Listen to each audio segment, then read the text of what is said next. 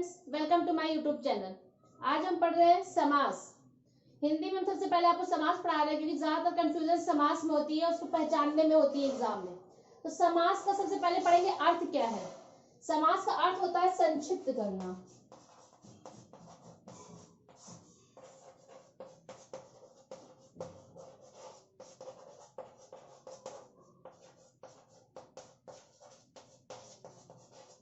समास का अर्थ है संक्षिप्त करना। कहने का अर्थ है कि दो पदों को मिलाकर एक पद बनाना। यानी कि जब कोई वाक्य लिखा हो उसमें दो पद लिखे हो पर हमें एक वाक्य में एक ही शब्द में जो उस बात को कहना हो तो वो हमारा समास कहलाएगा। यानी दो पदों को मिलाकर एक पद बनाना समास कहलाएगा। अब हम देखते हैं कि समास की उत्पत्ति कैसे हुई, मतलब ये जो शब्द है समास ये कैसे आया। कभी कभी एग्जाम में दे दिया जाता है कि किस धातु से किस उपसर्ग से बना है, तो ये हम आपको बता देते हैं कि समास इसमें सम उपसर्ग लगा है।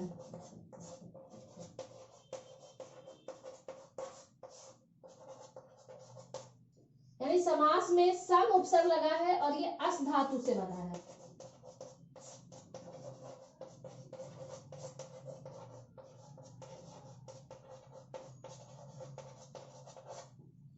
समास का अर्थ है संक्षिप्त करना और समास में सम उपसर्ग है और अस धातु से बना है। कभी कभार एग्जाम में पूछ लिया जाता है तो इसलिए मैं आपको बता दिया ताकि आपको अच्छे से पता चल जाए। और इसमें है क्या, दो पदों को मिलाकर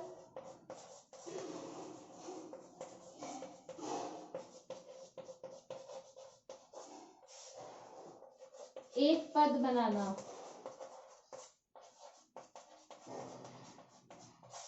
यानी दो पदों को मिलाकर एक पद बनाना समास कहलाता है।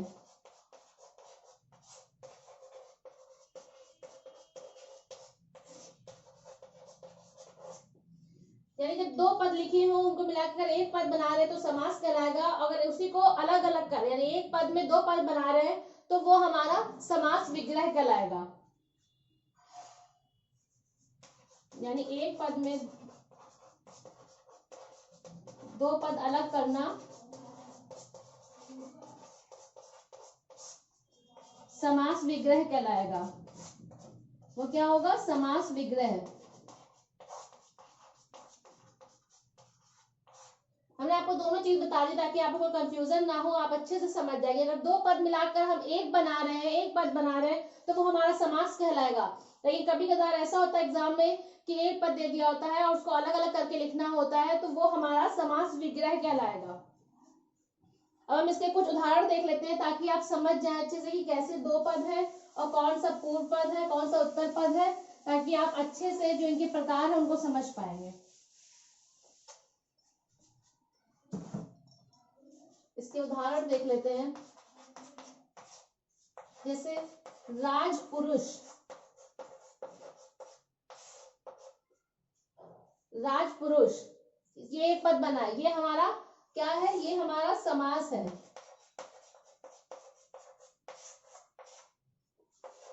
अगर इसको हम विग्रह यानी अलग करेंगे तो राजा का पुरुष,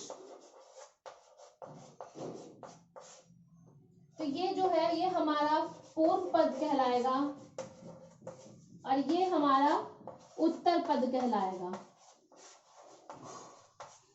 यानी जो पहले लिखा है वो पूर्व पद कहलाएगा, जो बाद में लिखा है वो हमारा उत्तर पद कहलाएगा। अब आप समझिए कि पूर्व पद क्या है और उत्तर पद क्या है। यानी ये पूर्व पद है और ये उत्तर पद है, ताकि अगर हम आपको इसके और प्रकार बताएंगे, पूर्व पद उत्तर पद कहेंगे तो आप समझ जाएंगे अच्छे से। एक और एग्जाम्पल देख लेते हैं इसका। राजपुत्र ये हमारा समास है और ये जो हमने अलग अलग लिखा है ये हमारा समास विग्रह है। तो ये हुआ राजा का पुत्र,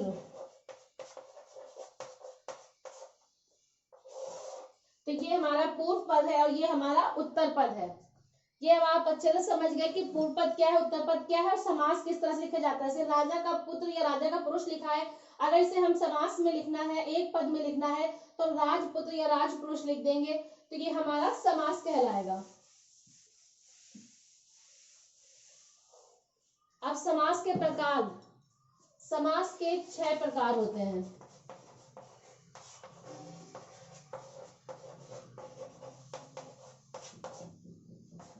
पहला है अव्ययी भाव समास,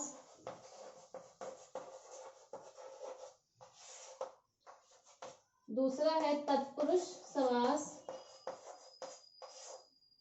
तीसरा है द्विगु समास, चौथा है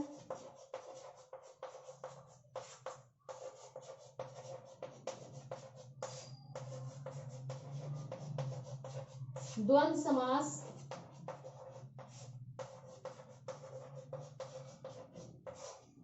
पांचवा है हमारा कर्मधारय समास,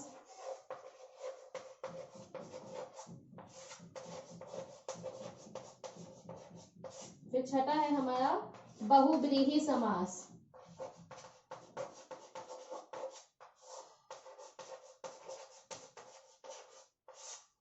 तो समास के 6 प्रकार होते हैं। पहला है अव्ययी भाव समास, फिर है तत्पुरुष समास, द्विगु समास, द्वंद्व समास, कर्मधारय समास, बहुव्रीहि समास। अब हम इनको आपको अच्छे से व्याख्या करके बताएंगे ताकि आप उदाहरण समेत समझ जाएं कि ये क्या है, इन्हें कैसे पहचानते हैं। अगर आपको मेरा वीडियो पसंद आया तो प्लीज शेयर और लाइक जरूर कीजिएगा और सब्सक्राइब करना बिल्कुल मत भूलिएगा ताकि मेरे नेक्स्ट वीडियोस आप तक पहुंच सके। अब हम सबसे पहले देखेंगे अव्ययी भाव समास।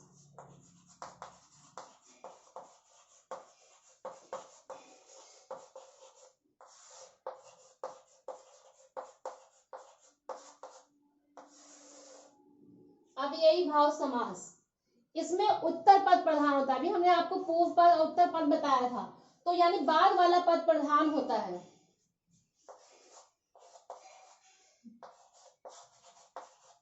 उत्तर पद प्रधान होता है, यानी वही मेन होता है। और जो शुरुआत में यानी जो पहले जो लगा होगा शब्द वो अव्यय कहलाएगा, उसी से बना है अव्ययी भाव समास।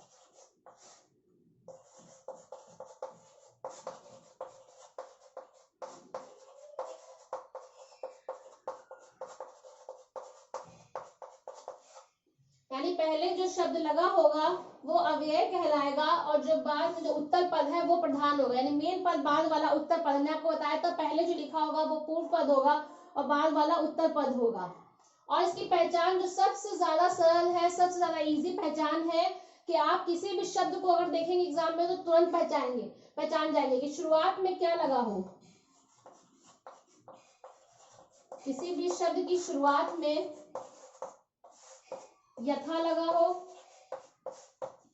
आ लगा हो, प्रति लगा हो, ये सब अव्ययी भाव समास कहलाते हैं। यानी कोई भी शब्द लिखा है, अगर आपको 4-5 शब्द लिखा है, जैसे कि ऑप्शन में अगर लिखा है 4 शब्द है और भी अगर और ज्यादा दिया है तो उसमें अगर पहले यथा हो, आ हो, प्रति हो तो वो हमारा अव्ययी भाव समास है। सीधे ही टिक कर दीजिए उसको कि इसमें अव्ययी भाव समास है। अब इसके कुछ उदाहरण देख लेते हैं ताकि आप कैसे पहचानेंगे इसको।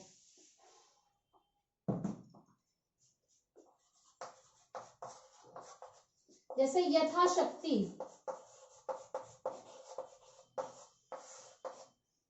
यथाशक्ति, आजन्म, आजीवन, प्रत्येक,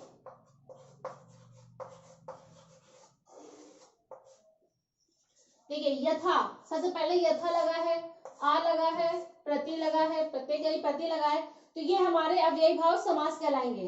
सबसे सरल तरीका है पहचानने का कि अव्ययी भाव समास कैसे पहचाने।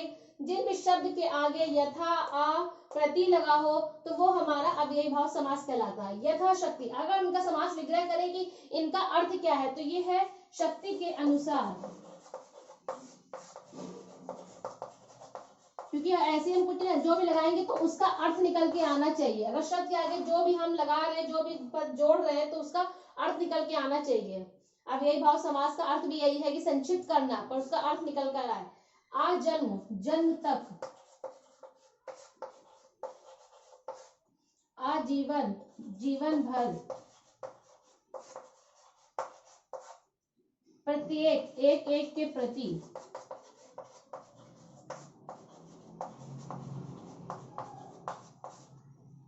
एक और है भर पेट, तो इसमें भर लगा हुआ है तो पेट भर के, यानी किसी भी शब्द के शुरुआत में यथा आ प्रति भर लगा हो तो ये हमारे अव्ययी भाव समास कहलाते हैं। यथाशक्ति यानी शक्ति के अनुसार, आजन्म यानी जन्म तक, आजीवन जीवन भर, प्रत्येक एक एक के प्रति, भर पेट पेट भर के, यानी जो भी पद हम जोड़ेंगे उसका अर्थ निकल के आना चाहिए, ऐसे ही हम कुछ नहीं जोड़ देंगे। अव्ययी भाव समास ये तो हो गए कि जिनमें यथा आ लगा हो शुरुआत में, और कुछ कुछ शब्द ऐसे होते हैं कि जो अव्ययी भाव समास में कहलाते हैं, जैसे पुनरुक्ति। पुनरुक्ति शब्द अगर है तो वो भी अव्ययी भाव समासी कहलाएंगे। पुनरुक्ति, पुनरुक्ति है क्या, जैसे बीचों बीच, रातों रात। पुनरुक्ति शब्द बीचों बीच, रातों रात, दिनों दिन, ये कहलाते हैं पुनरुक्ति शब्द। यानी दो शब्द यूज हो लेकिन इस्तेमाल किए जाए लेकिन बीचों बीच ऐसे इस तरीके से लिखा जाए तो ये हमारे पुनरुक्ति शब्द कहलाते हैं। इसी तरह एक होते हैं पुनरावृत्ति, यानी एक ही शब्द का दो बार आना, पुनरावृत्ति। वो क्या होता है, धीरे धीरे, यानी एक ही शब्द दो बार लिखे जाए। इनमें दो बार लिखे जा रहे हैं पर उनमें मात्राओं का प्रयोग किया है, बीच बीच नहीं लिखा, बीचों बीच। अगर बीच बीच लिखा होता तो वो हमारे पुनरावृत्ति कहलाते हैं। पुनरुक्ति का मतलब ही है दो शब्द एक ही जैसे हो लेकिन बीच में मात्राओं का जो प्रयोग हो गया है, बीचों बीच, रातों रात, दिनों दिन, तो ये हमारे पुनरुक्ति शब्द कहलाएंगे। और पुनरावृत्ति ये धीरे धीरे, जल्दी जल्दी, गली गली, ये हमारे पुनरावृत्ति कहलाएंगे। अगर ऐसे शब्द लिखे हैं तो ये भी हमारे अव्ययी भाव समास कहलाएंगे। अभी हम लोग आपको बताया था कि अव्ययी भाव समास की पहचान क्या है, कि शुरुआत में किसी भी शब्द की शुरुआत में यथा आ प्रति भर लगा हो तो वो हमारे अव्ययी भाव समास कहलाएंगे। लेकिन अगर पुनरुक्ति शब्दों का प्रयोग किया जा रहा है, जैसे बीचों बीच, रातों रात, दिनों दिन, तो वो भी हमारे अव्ययी भाव समास कहलाएंगे। और पुनरावृत्ति शब्द का इस्तेमाल किया जा रहा है, धीरे धीरे, जल्दी जल्दी, गली गली, तो ये भी हमारे अव्ययी भाव समास कहलाएंगे। अभी एक प्रकार और बचा है कि अव्ययी भाव समास और क्या होता है। हमने आपको तीन तरह के तो बता दिए हैं ताकि आप एग्जाम में आसानी से पहचान जाए।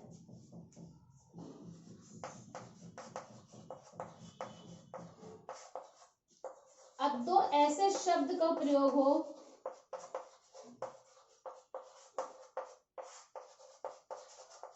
जिनमें एक शब्द सार्थक हो और दूसरा शब्द निरर्थक हो।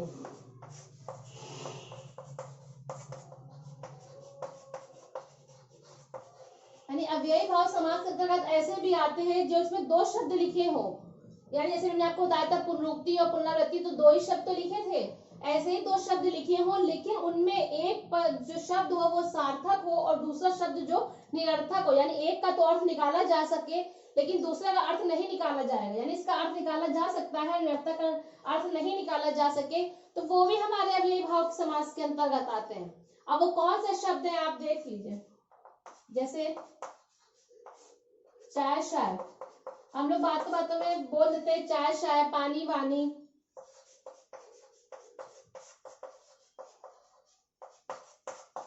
रोटी शोटी,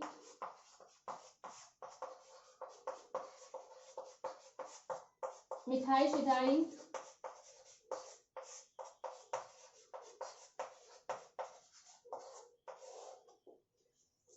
कहने का अर्थ है कि अगर ऐसे दो शब्द लिखे जा रहे हैं, यानी ऐसे दो शब्द लिखे हो जिसमें एक सार्थक हो एक निरर्थक हो, देखिए एक का अर्थ निकाला जा सके और दूसरे का निरर्थक यानी अर्थ ना निकाला जा सके, वो बस ऐसे ही लिख दिया गया हो, तो वो भी हमारे अव्ययी भाव समास कहलाते हैं। जैसे चाय शाय, चाय का तो निकाला जा सकता है पर शाय ये हमारा सार्थक शब्द है, शाय हमारा निरर्थक शब्द है, पानी हमारा सार्थक शब्द है, वाणी हमारा निरर्थक शब्द है। इसी तरह रोटी और मिठाई हमारे सार्थक शब्द है, यानी एक सार्थक शब्द है और एक निरर्थक शब्द है, इसलिए ये हमारे अव्ययी भाव समास कहलाते हैं। अगर आपको मेरा वीडियो पसंद आए तो प्लीज प्लीज लाइक और शेयर जरूर कीजिएगा और सब्सक्राइब जरूर कीजिएगा ताकि मेरे नेक्स्ट वीडियोस आप तक आसानी से पहुंच सके। Thank you.